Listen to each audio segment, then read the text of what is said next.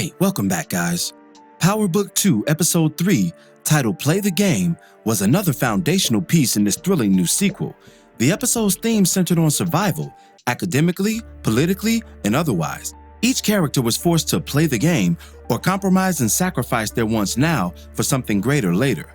In the general lexicon, when we speak of playing the game, we are essentially acquiescing to the whims of others in the short term in order to outlast them in the long run. And in today's video, we'll be breaking down the top 10 WTF moments as well as offer analysis and predictions throughout. Before we begin, be sure to hit the like button, subscribe, and bell notification to immediately receive these videos. Here we go.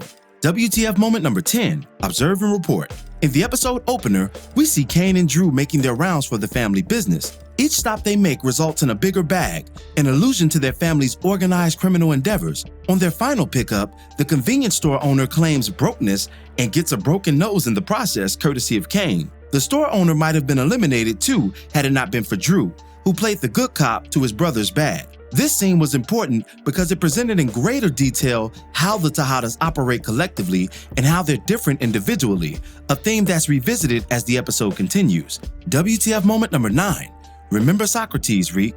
Tariq, as typical of his character thus far, is late to one of his many classes, this one being presided over by Oliver Simmons, the lead canonical studies professor and head of the overall department. Oliver chides him over his tardiness, resulting in a brilliant back and forth between teacher and student. Tariq challenges his pedagogue over the virtues of punctuality, and the two debate Plato's The Apology, a book that chronicles Socrates' speech at trial. Now, it's important to note that The Apology was by no means an admission of contrition on Socrates' part. In fact, the name of the dialogue derives from the Greek term apologia, which when decoded means a defense or a speech made in defense. Socrates was charged with not recognizing the gods recognized by the state, inventing new deities, and corrupting the youth of Athens. Similarly, Tariq in his moment openly defies the gods of his state, his professors, invents new deities or ideas, and corrupts the youth, i.e. his classmates, with his renewed perspective. As in The Apology, where Socrates defended himself and his conduct, Tariq defended himself and his actions in this unique exchange. But that's not all. Socrates is used as a triple entendre here, a parallel to the professor, a parallel to Tariq, and a parallel to Ghost, who was also a victim of his own hubris or arrogance, operating above the law and subsequently meeting his end. This is not Tariq's introduction to Socrates, by the way, as he's been in private schools all of his life and studied Socrates while at Choate. In fact, Tariq and Tommy had a critical exchange back in Power Season 5, where Tommy chided his nephew for betraying the family for his own cause, subsequently reminding him to remember Socrates, Reek, you don't know nothing. The quote was a play on Socrates' attempt to disprove the oracle at Delphi, who had pronounced him the wisest man in the world. Socrates was set out to find someone wiser than he, and in his final analysis concluded that, I know that I know nothing. This summation left his mind open to discovering new things, something Professor Simmons hasn't done and Tariq is learning to do, schooling his professors in the process. WTF moment number 8. Enter Lorenzo Tejada. We finally meet the elusive Lorenzo Tejada, live and in the flesh. Lorenzo's prison stint is not your typical bid on the surface. He seems to have exclusive amenities based on his street prowess and name. One of his henchmen visits with news of a successful smuggling of the items Tariq requested for Tasha. The worker also informs Lorenzo of Tasha's actions with the pill, along with a photograph of her exchange with the inmate who required it.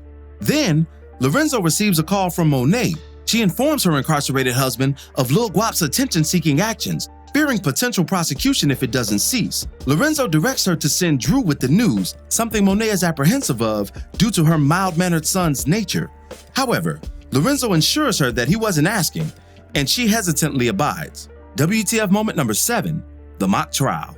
Earlier in the episode, Tasha requests to take the stand in her defense against the federal kingpin charges she currently faces. Davis and Paula are staunchly opposed to the idea, accurately deducing that Tasha's still being dishonest with them and would ultimately perjure herself if given the stand. In an effort to make the best possible case, McLean sets up a mock trial, ushering Tasha and multiple actors into a pseudo-courtroom environment and seeing what placing her in the hot seat of a legal battle would look like. Tasha initially thrives as she recounts stories of her and James's once dream life. These recollections included the history of how they met, along with the previously told story involving the gun in the traffic stop. What the audience was not told in the prior version was that Tasha was pregnant with Tariq and Raina as she hid the gun for Ghost during the traffic stop. This act led to Ghost's proposal to Tasha and marriage shortly thereafter, something that I'll delve into deeper in Tasha's forthcoming character analysis. WTF moment number 6, the tale of two wolves. There's an old Cherokee proverb that speaks on two wolves, one embodied by ego and the other by virtue. These internal manifestations are currently being played out by the Tejada brothers Cain and Drew, with Cain representing the former and Drew the latter. As previously mentioned, Lorenzo instructed Monet to send Drew and Drew alone to smooth things over with Lil Guap. However, Monet disobeys her husband and sends Cain to look after his brother. At the meeting, Drew leads with a compliment, shrewdly disarming the wound-up Guapo. He then proceeds with Monet's message regarding their flashy nature and online exploits. Guapo foolishly attempts to put Drew's face on IG Live, something that nearly escalates the altercation until Cain reveals himself. He orders his brother to leave with him, but not before shooting up Guapo's place. Once outside, the two brothers are chased down by the cops, one of which being Ramirez, Monet's lover. They're nearly apprehended before Ramirez deceptively orders his partner to stay away, claiming that the perps were heading in an opposite direction. WTF moment number 5, Tamika returns. During the second go-round of Tasha's mock trial experience, McLean enlists Tamika, who Tasha previously fired, to cross-examine his client as a final test of her vitality on the stand. Tamika ripped Tasha and made a compelling case against her, explaining the murders of Terry Silver, Angela Valdez, and finally her husband, James St. Patrick. Though not fully accurate in its conclusion, Tamika's theory on Tasha's removal of James was especially revealing. She claimed that the motivation for Ghost's murder was an uneasy Tasha, who overreacted in her fear of being left behind and her family subsequently being exposed as a result of his growing political profile, which was an undeniable fact if you recall the events of Power 615. Remember, Tasha was originally supposed to pull that trigger for all of the above reasons, but we all know how that ended. And if you watch Tasha's reaction to Tamika's latter points closely, she wears that guilt that McLean feared all along. Afterwards, McLean attempts to get Tamika to join his defense team, but she refuses.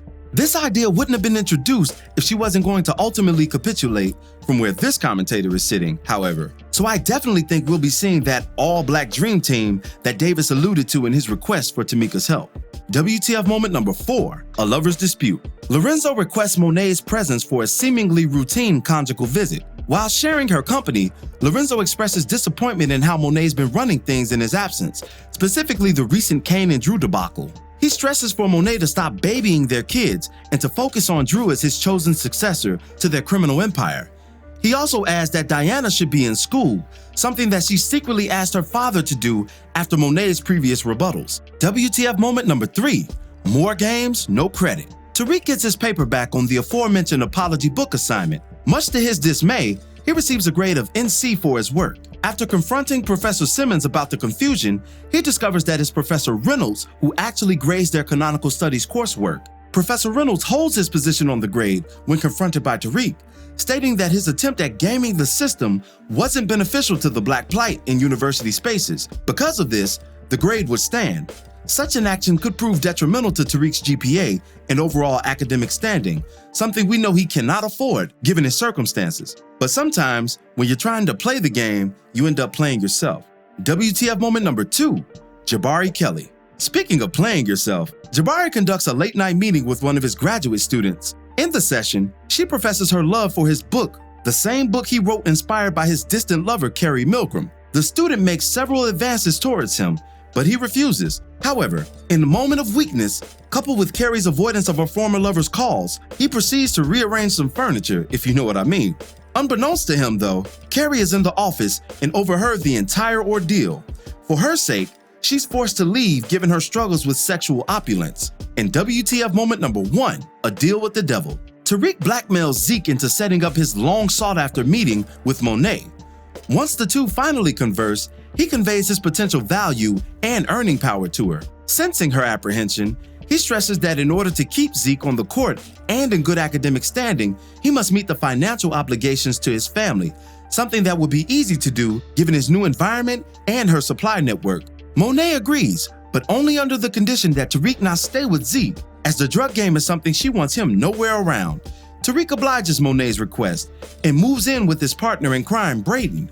Afterwards, Monet has Lorenzo contact Tasha and threaten Tariq's life if he doesn't comply with their every request while Reek's in their employ. This deal could prove deadly for both parties, as Tariq doesn't know the extent of Monet's reach, and she doesn't know what our new main lead is capable of, an underestimation that will come back to bite her towards the finale. A couple of side notes before we end today's video. As we know, the episode was titled Play the Game, and we saw plenty of examples of such, including Zeke having to play the game to get back on the court, Tariq having to play the game in order to receive good grades, and Tasha having to play the game in order to liberate herself.